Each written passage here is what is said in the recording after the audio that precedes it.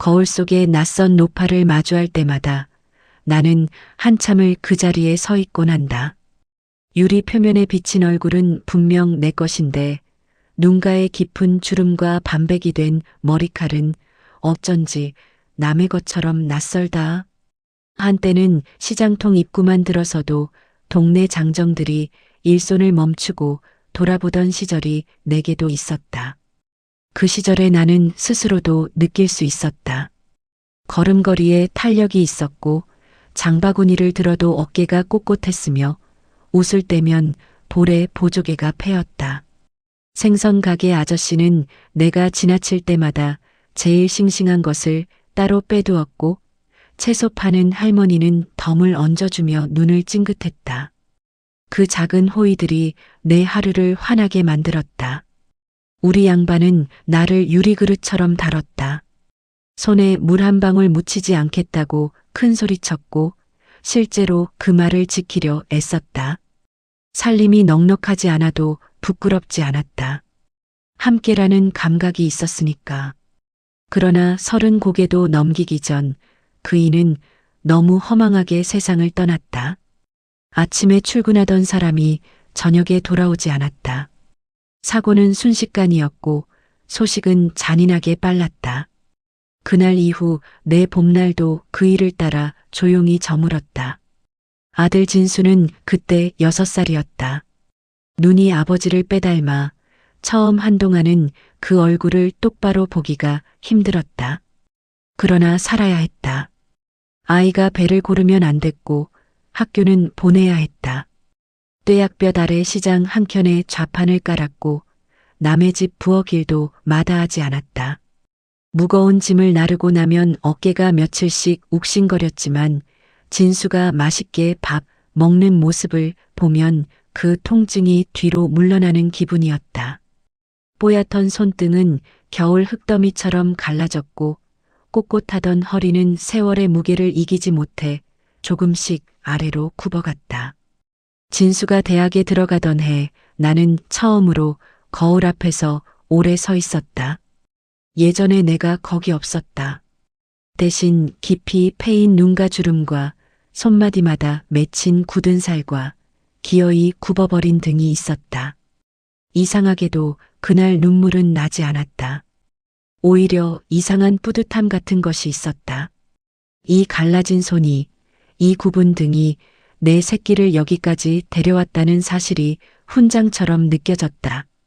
주변 사람들이 고생 많았다고 한마디씩 건넬 때마다 굽은 등이 잠깐 펴지는 착각에 빠지기도 했다.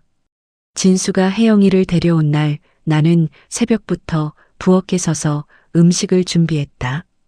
아들이 데려온 여자라면 잘 먹여야 했다. 혜영이는 단정했다. 말씨가 부드럽고 눈매가 야무졌다. 앉아서 두 손을 무릎 위에 모은 채 나를 올려다보던 눈빛이 기억난다. 그때 나는 그 눈빛이 공손함인 줄 알았다. 아들 옆에 앉은 두 사람을 보며 나는 진심으로 흐뭇했다. 이 아이들이 잘 살아야 한다. 내가 받지 못한 행복을 이 둘이 누려야 한다. 그것이 그날 내 마음의 전부였다. 결혼식 날 진수의 넥타이를 메어주며 나는 속으로 남편에게 말을 건넸다. 잘 키웠지요. 이만하면 됐지요. 하객들 사이에서 하객티를 내지 않으려 애쓰며 웃었고 사진 찍을 때 누군가 어머니가 제일 예쁘다고 하자 그 말이 한동안 귓가에 맴돌았다. 돌아오는 길 빈집 현관에 불을 켜며 드는 생각은 허전함이 아니라 해방감 비슷한 것이었다. 내 할 일을 다 했다는 감각. 이제 좀 쉬어도 되겠다는 느낌. 그러나 그것은 착각이었다. 아들을 결혼시키고 나서도 나는 쉬지 않았다. 쉬는 법을 잊어버린 것인지 아니면 아직 할 일이 남아있다고 믿은 것인지 구분이 되지 않았다. 명절이면 전을 부치고 계절이 바뀌면 밑반찬을 만들어 날랐다. 아들 내외가 바쁘다고 하면 더 많이 준비해서 가져다 주었다. 내 존재를 증명하는 방식이 오직 그것뿐이라는 것을 나는 오랫동안 깨닫지 못했다. 이제 거울 속에는 예순을 바라보는 노파가 서 있다. 한때 시장 장정들의 시선을 붙잡던 여자가 이제는 아들 집 현관 앞에서 눈치를 보는 사람이 되어 있다. 굽은 등은 더 굽었고 갈라진 손은 더 갈라졌다. 그래도 나는 그것을 훈장이라 믿었다. 내 선의는 반드시 돌아온다고, 내 아들은 다르다고, 피는 물보다 진하다고. 그 믿음이 얼마나 허망하게 무너지는지를 나는 아직 알지 못했다. 찬바람이 문지방을 넘기 시작하는 그의 겨울이 오기 전까지는 찬바람이 처음 불어드는 날은 무릎이 먼저 안다. 날씨 예보보다 정확하게 시큰거리는 통증이 무릎 안쪽에서 신호를 보내온다. 아침에 눈을 뜨면 이불 속에서도 다리가 뻐근하고 마루로 나서는 첫걸음이 늘 조심스럽다. 병원에서는 연골이 닳았다고 했다. 평생 쪼그려 앉아 일한 탓이라고도 했다. 의사의 말은 틀리지 않았지만 그렇다고 무릎을 쉬게 해줄 형편도 아니었다. 아들 내외가 먹을 김치를 담가야 했으니까 시장에 나가 배추 100포기를 주문했다. 장사꾼이 어리둥절한 표정으로 몇 번이나 되물었다. 혼자 쓰실 거냐고. 나는 아들 집에 보낼 거라고 짧게 대답했다. 그것으로 충분했다. 트럭이 마당에 배추를 쏟아내는 광경을 보며 나는 이미 아들 내외의 얼굴을 떠올리고 있었다. 냉장고 가득 차 있는 빨간 김치통, 아침마다 꺼내 먹는 아삭한 배춧잎. 그 상상이 시큰거리는 무릎보다 먼저였다. 소금물을 만들어 배추를 절이는 일은 허리와 무릎이 동시에 항의하는 작업이다. 무거운 배추를 뒤집고 소금물에 적시고 다시 쌓고 또 뒤집는 과정을 반복하다 보면 등허리에서 뚝뚝 소리가 났다.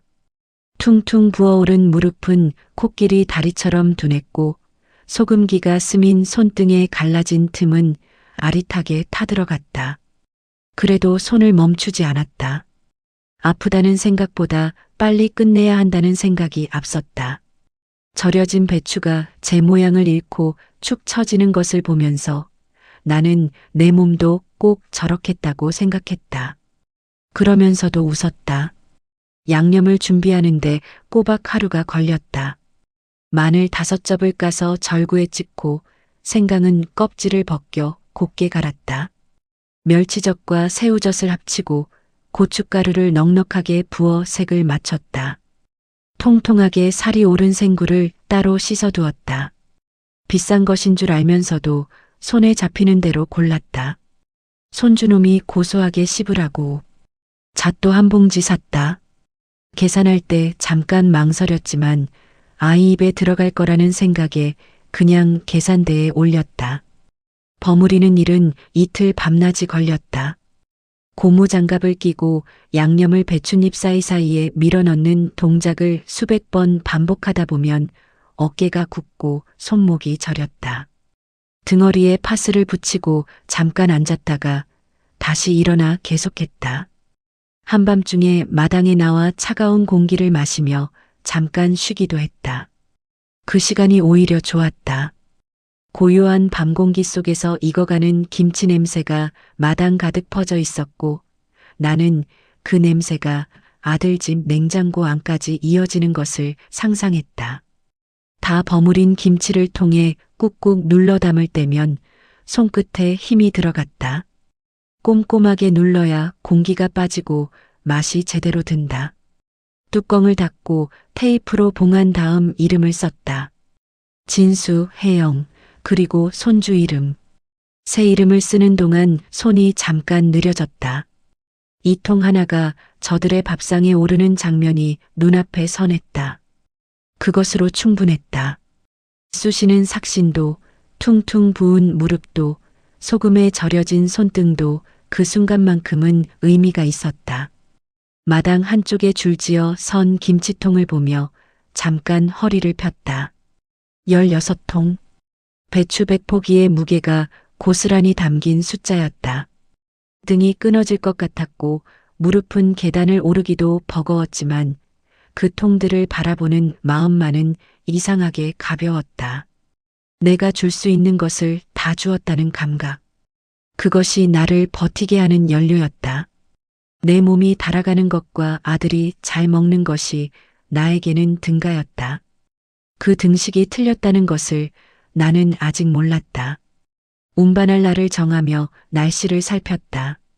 무거운 통을 들고 버스를 타야 했다. 무릎이 계단을 버텨줄지 걱정됐지만 택시비가 아까운 것보다 빨리 전해주고 싶은 마음이 컸다.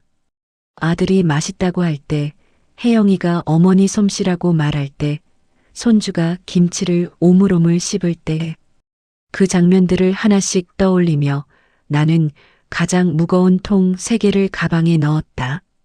어깨가 그 무게를 온전히 받아냈다. 아직은 버틸 수 있었다. 아직은. 엘리베이터 문이 열리는 순간 나는 무거운 가방의 무게를 잠깐 잊었다. 익숙한 복도 냄새, 익숙한 조명, 익숙한 도어락 소리. 이 공간이 낯설지 않다는 것이 좋았다. 아들 집에 올 때마다 드는 감각, 여기까지는 내가 와도 되는 곳이라는 안도감. 거울에 비친 내 모습을 보며 헝클어진 머리를 손으로 대충 눌렀다. 묵직한 가방이 어깨를 짓눌렀지만 발걸음은 가벼웠다.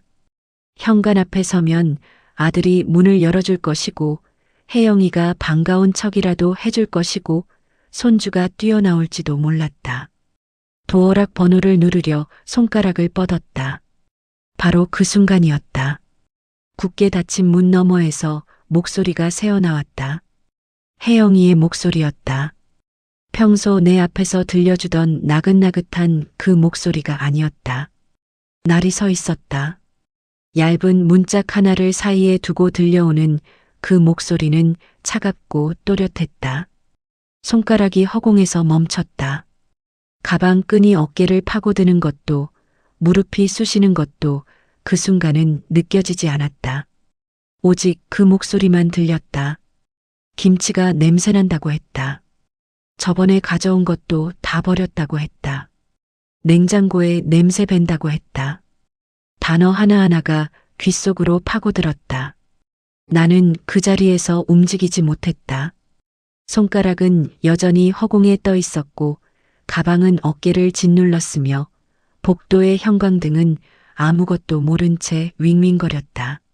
며칠 밤낮을 고춧가루에 손을 파묻으며 버무린 시간들이 머릿속에서 한꺼번에 재생됐다. 새벽에 마당에 나와 찬 공기를 마시며 잣을 고르던 그 손이 갑자기 부끄럽고 초라하게 느껴졌다. 뒤이어 아들의 목소리가 들리길 기다렸다. 아니야, 엄마가 얼마나 고생하셨는지 알아? 그런 말하지 마. 단 한마디라도. 그러나 진수의 목소리는 들려오지 않았다. 대신 혜영이의 짜증 섞인 한숨소리와 텔레비전에서 흘러나오는 무심한 배경음만이 문틈을 비집고 나왔다.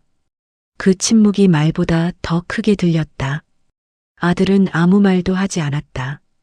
항의하지도 동조하지도 않은 채 그냥 거기 있었다. 그 존재의 무게가 허공에 떠있던 내 손가락을 천천히 끌어내렸다. 손가락이 도어락에 닿지 못한 채 주머니 속으로 들어갔다. 등에 기댄 벽이 차가웠다. 천장의 형광등이 깜빡이지도 않고 복도를 밝히고 있었다. 안에서는 부부의 가벼운 웃음소리가 흘러나왔다. 일상적인 웃음이었다. 저녁 먹고 텔레비전 보며 나누는 그런 소리. 그 웃음소리가 복도까지 새어나오는 동안 나는 벽에 등을 붙인 채 숨을 고르고 있었다. 가방 속 김치통이 어깨를 짓눌렀다. 올 때는 세상에서 가장 소중한 것을 품에 안은 기분이었는데 지금은 그것이 세상에서 가장 무거운 짐이 되어 있었다. 이틀 밤낮을 버무린 것이, 생구를 아끼지 않고 넣은 것이, 잣을 한 봉지 통째로 산 것이 전부 다 우스워졌다. 정성이라고 믿었던 것이 저쪽에서는 처음부터 냄새나는 무언가였을지 모른다는 생각이 차가운 물처럼 온몸을 타고 내려갔다. 한참을 그렇게 서 있었다. 들어갈 수도 없고 돌아설 수도 없었다. 문을 열고 들어가 마주치는 혜영이의 얼굴을 감당할 자신이 없었다. 방금 들은 것을 못 들은 척하며 웃어야 한다는 것을 알았고 그 웃음을 지을 수 없다는 것도 알았다. 그렇다고 이 무거운 가방을 들고 그냥 내려가자니 그것도 견디기 어려웠다. 며칠을 바친 것이 아까워서가 아니었다. 그 시간들이 처음부터 아무 의미 없었다는 사실을 인정하는 것이 두려웠다. 결국 나는 천천히 엘리베이터 버튼을 눌렀다. 내려가는 동안 가방이 흔들렸다. 지하에 내리면서 나는 아직 아들 집에 올라가야 한다는 것을 알고 있었다. 그냥 돌아갈 수는 없었다. 그러나 그 전에 무언가를 확인해야 했다. 아니길 바라는 마음과 이미 알고 있다는 감각이 뒤섞인 채로 나는 익숙하지 않은 방향으로 발걸음을 옮겼다. 지하 주차장은 낮에도 어둑하다.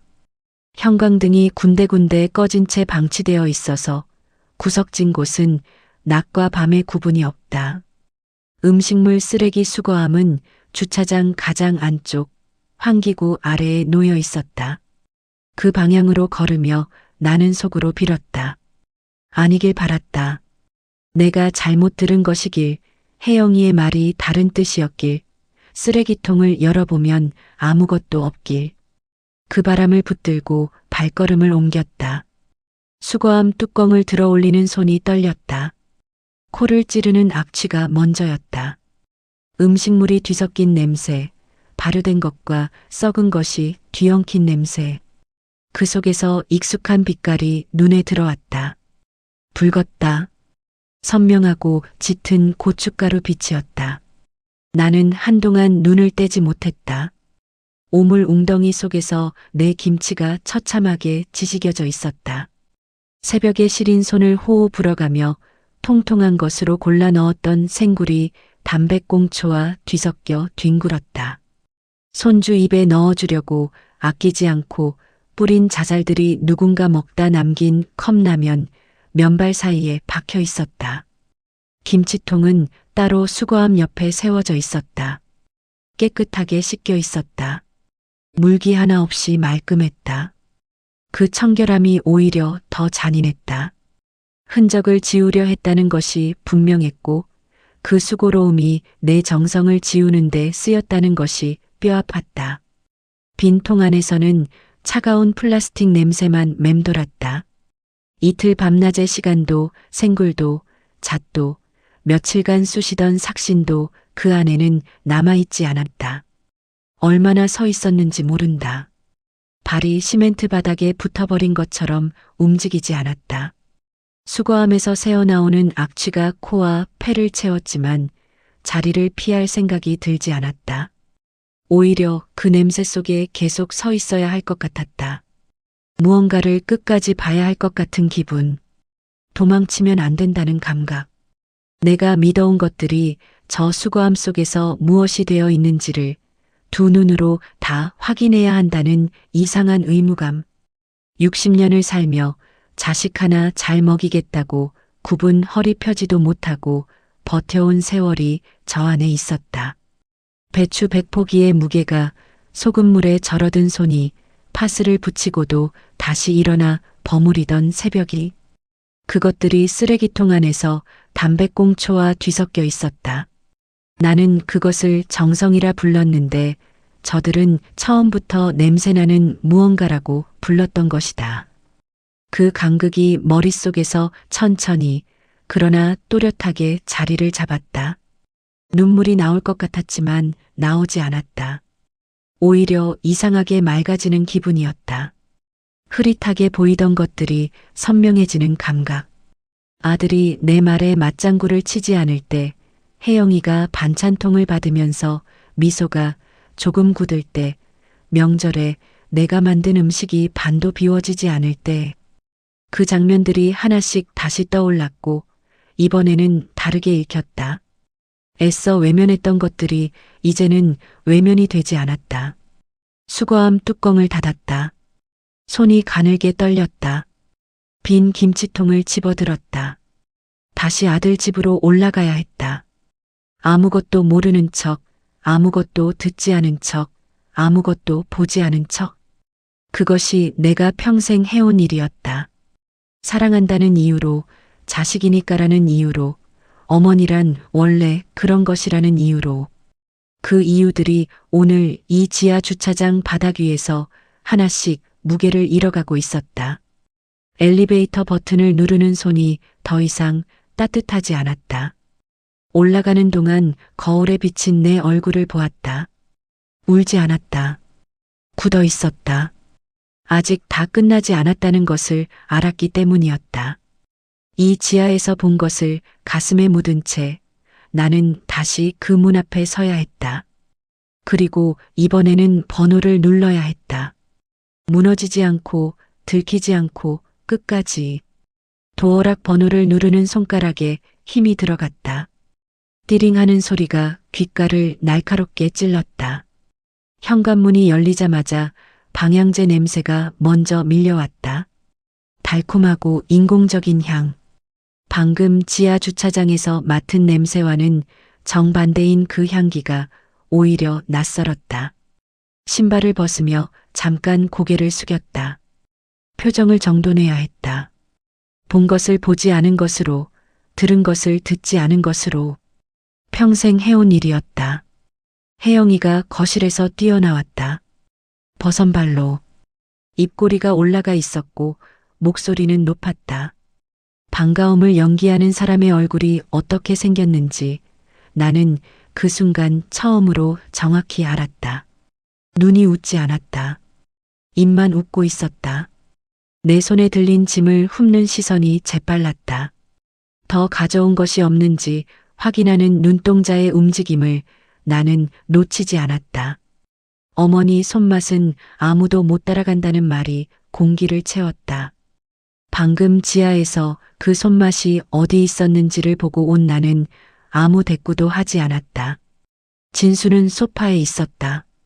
몸을 깊숙이 파묻은 채 스마트폰 화면을 내려다보고 있었다.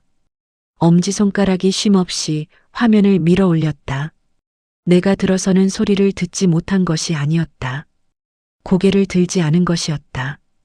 그 차이를 나는 안다. 못 들은 것과 외면한 것은 다르다. 진수는 오래전부터 그 두 가지를 구분하지 않고 살아왔다는 것을 나는 그날 처음으로 인정했다. 이름을 불렀다. 간은 맞더냐고 물었다. 목소리가 떨릴 것 같아 천천히 내뱉었다. 진수는 고개를 들지 않은 채 대답했다. 잘 먹겠다고. 엄마 손맛이 어디 가냐고. 그 대답이 나오는데 걸린 시간은 2초도 되지 않았다. 생각하지 않고 나온 말이었다. 그 말이 진심이었던 적이 있었는지도 이제는 알 수 없었다. 영혼 없는 칭찬은 침묵보다 잔인하다는 것을 그 순간 알았다. 침묵은 적어도 정직하니까. 혜영이가 주방에서 차를 준비하는 소리가 들렸다. 나는 거실 소파 끝에 걸터 앉아 아들의 옆모습을 보았다. 이 얼굴을 위해 살았다. 이 얼굴이 다치지 않도록, 이 얼굴이 배고프지 않도록, 이 얼굴이 남부럽지 않도록. 떼약볕 아래 좌판을 깔던 것도, 남의 집 허드렛 일을 하던 것도, 무릎이 부어도 배추를 절이던 것도 다 이 얼굴 하나를 위해서였다. 그런데 그 얼굴은 지금 나를 보지 않고 있었다. 처음부터 보지 않은 것인지 언젠가부터 보지 않게 된 것인지도 알 수 없었다. 차가 나왔다. 혜영이가 건네는 잔을 받으며 나는 그 손을 잠깐 보았다. 매끄러운 손이었다. 손마디에 굳은 살이 없고 손등이 갈라지지 않았으며 손톱은 가지런했다. 내 손과는 다른 손이었다. 어느 쪽이 옳다는 말을 하려는 것이 아니었다. 다만 이 손이 내 정성을 쓰레기통에 비워낸 손이라는 생각이 차 안 모금을 넘기는 동안 머릿속을 천천히 지나갔다. 저들에게 나는 어떤 존재인가. 그 물음이 가슴 안에서 처음으로 선명하게 형태를 갖췄다. 온기를 나누는 어머니가 아니었다. 주기적으로 음식과 돈을 공급하는 출처, 필요할 때 꺼내 쓰는 도구. 그것이 저들이 나를 바라보는 방식이었다. 그 사실을 예전에도 어렴풋이 느꼈던 것 같다. 그러나 느낀다는 것과 인정한다는 것은 다르다. 나는 오랫동안 인정하지 않는 쪽을 택해왔다. 돌아오는 버스 안에서 창밖을 보았다. 가로수가 빠르게 지나갔다. 가방은 가벼웠다. 김치통을 두고 왔으니까.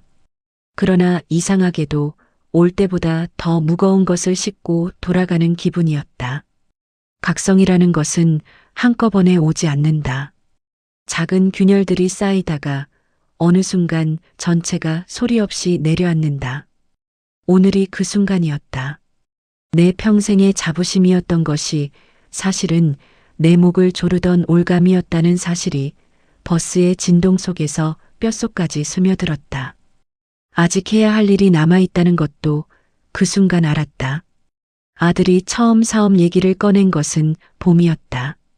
목소리가 평소와 달리 낮고 조심스러웠다. 자금이 부족하다고 했다. 기회는 지금밖에 없다고 했다. 내 집을 담보로 대출을 받으면 된다고, 나중에 꼭 갚겠다고 했다. 말하는 내내 시선이 불안하게 흔들렸다. 나는 그 눈동자에서 어릴 적 진수를 보았다. 운동의 날 아침 일찍 깨워달라고 조르던 눈빛, 소풍 전날 잠 못 이루던 눈빛. 그 눈빛 앞에서 나는 늘 약했다. 장롱 깊은 곳에 넣어둔 인감도장을 꺼내는 손이 잠깐 망설였다. 평생 모아온 안식처였다. 남편이 떠난 뒤 혼자 마련한 집이었고 그 집을 지키는 것이 나를 지키는 일이기도 했다. 그러나 내 새끼가 손을 내밀고 있었다. 서류 위에 인감이 찍힐 때마다 뭔가 잘려나가는 기분이 들었지만 나는 그 감각을 모성이 이기는 것이라 스스로 설명했다. 아들 앞길을 열어주는 것이라고. 그 붉은 인경이 종이 위에 새겨지는 것을 보며 나는 눈을 들어 아들의 얼굴을 보았다. 진수는 안도한 표정이었다. 대출 승인 문자가 울리던 날 혜영이의 얼굴이 달라졌다. 나는 그 변화를 목격했다. 문자 소리가 나던 순간과 혜영이의 표정이 굳어지던 순간이 거의 동시였다. 그때까지 유지하던 무언가가 필요 없어진 사람의 얼굴이었다. 더 이상 가릴 이유가 없다고 판단한 사람의 얼굴. 그 변화는 빠르고 노골적이었다. 나는 그것을 보면서도 애써 다른 이유를 붙이려 했다. 피곤한 것이겠지. 몸이 안 좋은 날이겠지. 며칠 후 혜영이가 내 방에 들어왔다. 노크는 짧았고 들어오는 발걸음은 거침없었다. 창문을 열어젖히며 환기시킨다고 했다. 공기가 탁하다고 했다. 그 말이 방을 향한 것인지 나를 향한 것인지 구분하지 않는 말투였다. 요양원 얘기가 나온 것은 그 직후였다. 시설이 좋다고 했다. 친구도 많이 사귈 수 있다고 했다. 방이 좁지 않느냐고 했다. 말 한마디 한마디가 정교하게 배치된 것처럼 들렸다. 오래 생각해둔 말을 꺼내는 사람의 리듬이었다. 진수는 그 자리에 있었다. 혜영이의 말이 끝날 때마다 내가 아들의 얼굴을 보았지만 진수는 스마트폰 화면을 내려다보고 있었다. 반박하지 않았다. 동조하지도 않았다. 그냥 거기 있었다. 그 거기 있음이 어떤 의미인지 나는 이미 알고 있었다. 침묵은 동의의 다른 이름이라는 것을, 항의하지 않는 것이 허락이라는 것을. 내 아들은 그 방식으로 오랫동안 혜영이의 편이었던 것이다. 내 집 안방에서 낯선 사람이 된 기분이었다. 사방의 벽이 익숙한데 그 벽들이 나를 밀어내는 것 같았다. 이 집의 문을 열고 들어올 때마다 느끼던 안도감이 이제는 없었다. 내 손때가 밴 가구들, 내가 고른 커튼, 내가 직접 바른 벽지. 그것들이 나를 반기지 않았다. 집은 그냥 거기 있는데 나만 거기에 없는 것 같은 감각. 창문 너머로 바람이 들어왔다. 혜영이가 열어젖힌 창문으로. 내 방의 공기가 바깥으로 쓸려나가는 것을 보며 나는 이 집에서 내가 쓸려나가는 것을 미리 보는 것 같았다. 그러나 그 자리에서 무너지지 않았다. 이미 알고 있었기 때문이었다. 지하 주차장에서 빈 김치통을 들여다본 그 순간부터 나는 이 집에서의 시간이 얼마 남지 않았다는 것을 어렴풋이 알고 있었다. 남은 것은 시간 문제였고 나는 그 시간 안에 해야 할 일이 있었다. 그날 밤 나는 오래 잠들지 못했다. 천장을 보며 오래전 일을 떠올렸다. 진수에게 빌라 서류를 넘겨주던 날 나는 아들 모르게 공증 사무실에 들렀다. 그것이 배신을 예상해서가 아니었다. 평생 시장 바닥에서 잔뼈가 굵으며 배운 것이 있었다. 사람의 마음은 변해도 종이는 변하지 않는다는 것. 그 서류가 지금 어디 있는지 나는 정확히 알고 있었다. 은행 비밀 금고 안. 차가운 철문 너머에. 아직 쓰이지 않은 채로. 짐을 쌀 시간은 넉넉하게 주어지지 않았다. 혜영이가 방문을 열고 들어왔을 때 손에는 커다란 비닐봉투가 들려 있었다. 서랍을 열고 옷가지를 꺼내기 시작하는 손놀림이 능숙했다. 오래 생각해온 동작이었다. 나는 그 모습을 보면서 한동안 멍하니 서 있었다. 항의해야 한다는 것을 알았지만 목소리가 나오지 않았다. 이미 알고 있었던 것이 눈앞에서 실제가 되는 것을 볼 때 사람은 잠깐 작동을 멈춘다. 낡은 서랍장들이 복도로 끌려나갔다. 내 손때가 반질반질하게 베어 있는 것들이었다. 삐걱거리는 소리를 들으면서 나는 그것들이 어디서 왔는지를 떠올렸다. 저 서랍장은 진수가 초등학교 들어가던 해에 샀다. 교복 넣어두라고. 저 작은 탁자는 진수가 수능 준비하던 시절 방에 두었던 것이다. 그것들이 지금 낯선 손에 의해 복도로 밀려나고 있었다. 물건이 아팠다. 물건에 담긴 시간이 아팠다. 자개장이 현관 밖으로 나가는 것을 보았다. 30살 되던 해 남편이 첫 월급을 털어 선물한 것이었다. 당신 얼굴보다 예쁘다고 했더니 남편이 삐진 척했던 기억이 난다. 그 자개장이 계단 모서리에 부딪히며 귀퉁이가 깨졌다. 소리가 났다. 작고 건조한 소리였는데 내 귀에는 유난히 크게 들렸다. 혜영이는 돌아보지 않았다. 진수는 창밖을 보고 있었다. 요양원에 들고 가도 집만 된다는 말이 들렸다. 촌스럽다는 말도 들렸다. 나는 그 말을 듣는 동안 그 자개장에서 눈을 떼지 않았다. 깨진 귀퉁이에서 자개 조각이 바닥에 떨어져 있었다. 남편이 살아 있었다면 저것을 보고 무엇라고 했을까? 아마 아무 말도 하지 않고 조용히 가져다 붙였을 것이다. 그이는 늘 그런 사람이었다. 말 대신 행동으로 표현하는 사람. 그이가 없는 자리가 이렇게 클 줄 몰랐다. 겨우 챙긴 옷가지가 보따리 하나였다. 60년 삶의 무게가 그것으로 줄어들었다. 현관을 나서는 발걸음이 제대로 떼어지지 않았다. 돌아보지 않으려 했지만 한번 돌아봤다. 복도에서 보이는 그 집의 현관이 낯설었다. 내가 셀 수 없이 드나들던 문인데 지금은 남의 집 문 같았다. 도어락이 잠기는 소리가 등 뒤에서 들렸다. 기계적이고 냉정한 소리였다. 그 소리가 오래 귓속에 남았다. 밖에는 비가 내리고 있었다. 예보에 없던 비였다. 처음에는 가늘었다가 금세 굵어졌다. 우산이 없었다. 보따리를 품에 꼭 안고 처마 밑에 서 있었지만 바람이 비를 몰아쳤다. 머리카락이 젖고 어깨가 젖고 신발이 젖었다. 비가 얼굴을 타고 흘러내렸다. 눈물인지 빗물인지 구분되지 않았다. 구분하지 않아도 됐다. 어차피 함께 흘러내리고 있었으니까. 가로등 아래 자개장이 놓여 있었다. 헌가구 딱지가 붙어 있었다. 빗방울이 자개 문양 위로 튀어올랐다. 화려했던 장미 문양이 빗속에서 번들거렸다. 나는 그것을 한참 바라보았다. 남편이 선물한 것이, 내가 평생 곁에 두었던 것이 이제 길바닥 가구가 되어 있었다. 그 광경이 내 처지와 겹쳐 보였지만 이상하게도 울음이 그쳐가고 있었다. 울음 뒤에는 늘 무언가가 온다. 오늘은 그것이 분노가 아니었다. 더 차갑고 단단한 것이었다. 빗속을 걷기 시작했다. 갈 곳은 있었다. 은행이었다. 철문 너머에 낡은 봉투 하나가 잠들어 있었다. 오래전 조용히 챙겨둔 것. 아들 앞에서 인자하게 웃으면서 그 웃음 뒤로 혼자 공증 사무실에 들러 만든 서류. 그것을 꺼낼 때가 된 것을 알았다. 빗물에 젖은 구두가 물소리를 냈다. 발걸음이 떨리지 않았다. 오히려 지금껏 걸어온 어떤 걸음보다도 방향이 분명했다.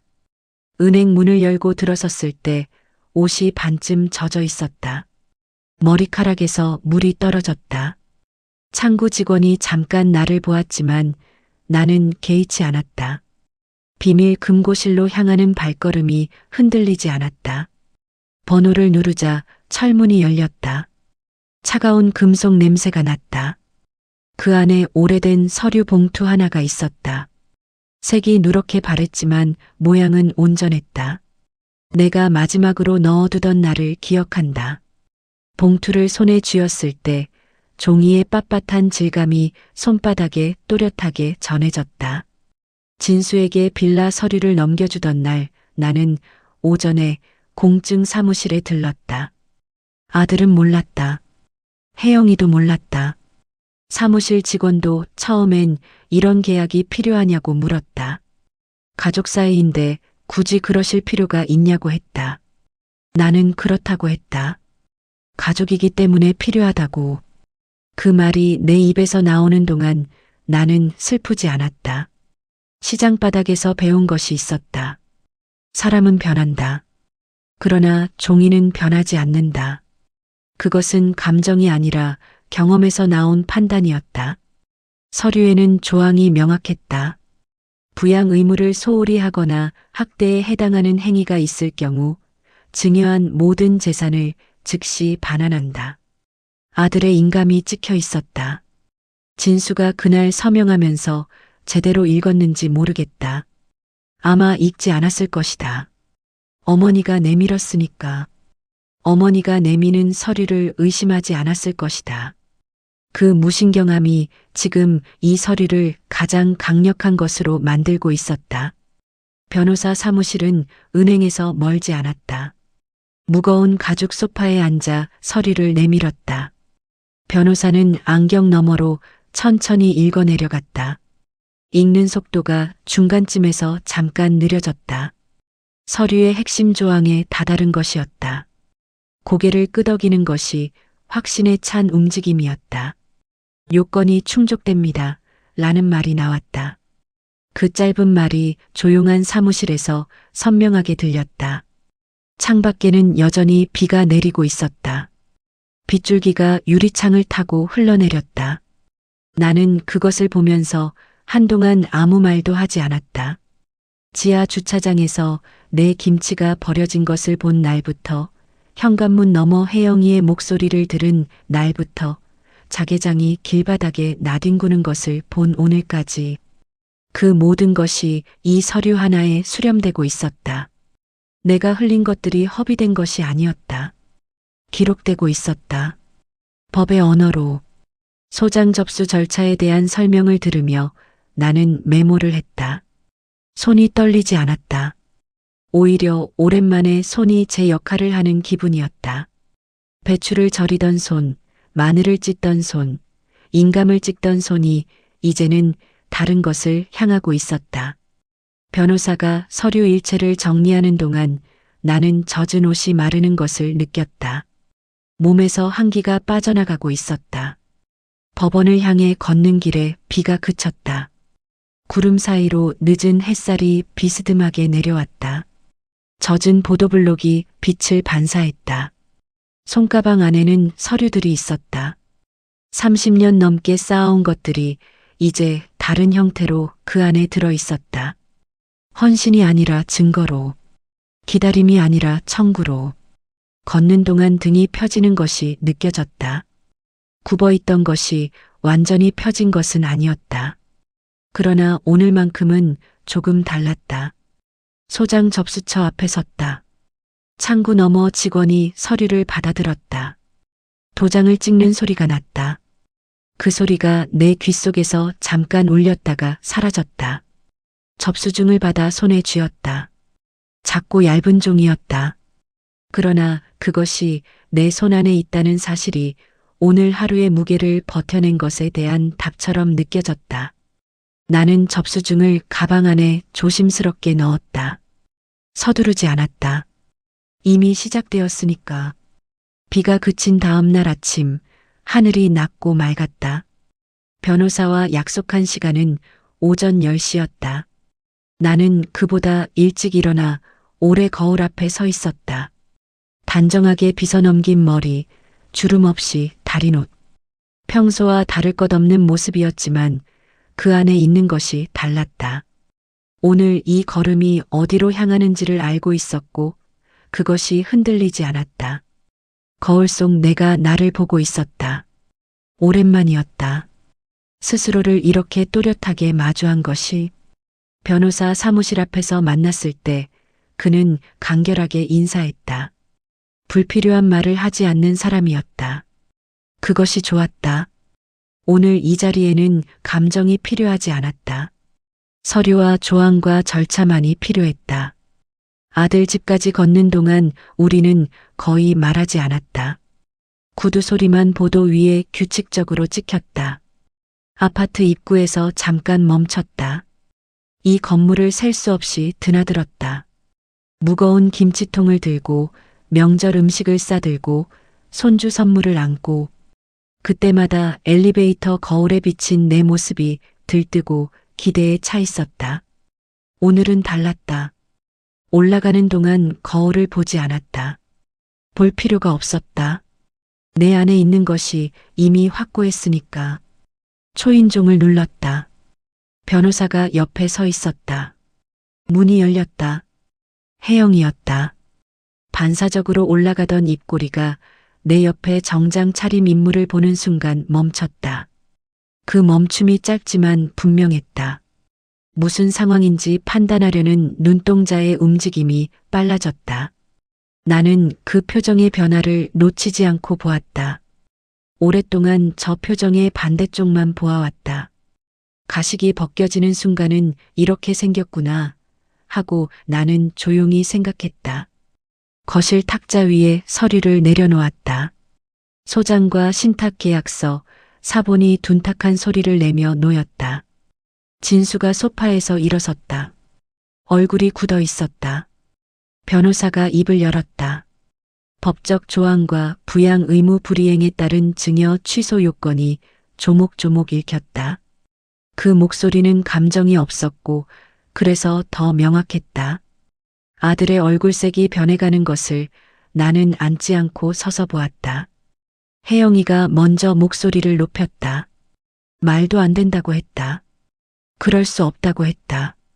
목소리가 커질수록 말의 내용은 점점 줄어들었다. 논리가 아니라 감정이 먼저였다. 나는 그 소리가 귀에 들어오는 것을 느끼면서도 흔들리지 않았다. 예전이었다면 저 목소리에 주눅이 들었을 것이다. 무마하려 했을 것이다. 미안해지려 했을 것이다. 그러나 지하 주차장에서 내 정성이 담배꽁초 옆에 뒹구는 것을 본 날 그 감각은 이미 달아 없어졌다. 진수가 바닥에 무릎을 꿇었다. 내 바짓가랑이를 잡는 손이 떨렸다. 잘못했다는 말이 나왔다. 목소리가 갈라졌다. 나는 그 손을 내려다보았다. 어릴 적 그 손이었다. 넘어지면 내밀던 손, 무서울 때 잡아달라던 손. 그 손이 지금 내 옷을 붙잡고 있었다. 나는 그것을 느끼면서도 움직이지 않았다. 이 손이 얼마나 오랫동안 내게 아무것도 내밀지 않았는지를 알고 있었다. 눈물이 나오지 않는 것이 이상하지 않았다. 이미 다 흘린 것인지 아니면 다 마른 것인지 알 수 없었지만 변호사가 마지막 절차를 안내했다. 나는 고개를 끄덕였다.